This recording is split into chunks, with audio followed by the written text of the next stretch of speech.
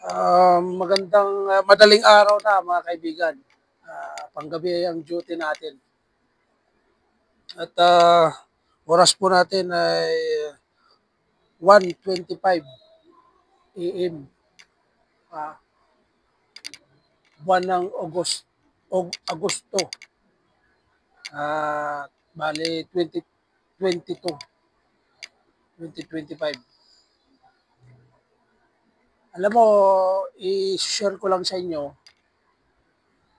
kung may bala kayong mag-guard, dapat kayanin mo mga ganitong mga sitwasyon. Yung buong magdamag, walang idlip, o lalabanan mo yung antok. Dahil marami pwedeng mangyari kung pipikit ka. Diyan yung malalapitan ka ng mga masasamang tao. Lalo na yung agaw armas yan. Yan ang mga dumadali sa mga guard na panggabi. Kaya ingat kung ikaw ay may balak maging guard.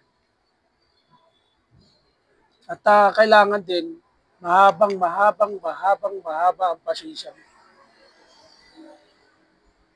Hindi lang basta dugtungan ang pasensya, kundi talagang kahit wala ka idudugtong, dugtungan pa dahil maraming sumusubok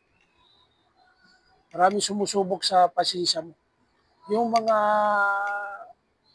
napapanood natin sa balita o sa TV, sa social media ng mga kaubusan ng pasensya na mga guard.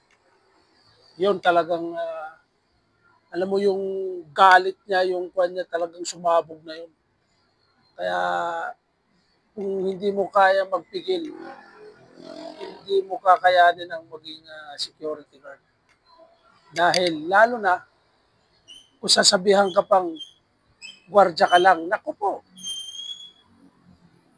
Ba? Pero hindi nila alam ang trabaho talaga ng security guard. Kaya kung makakarinig ka ng ganun, ignore mo na lang dahil hindi naman nila alam kung anong trabaho ng security guard. Di ba? Pero kung alam mo yung trabaho ng security guard, maintindihan mo. Kaya kung hindi nila alam,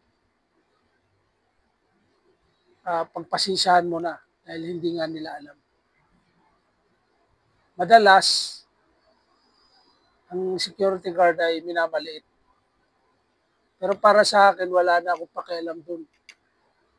Dahil, ang importante, may trabaho ako at marangal. Yun lang mga kaibigan.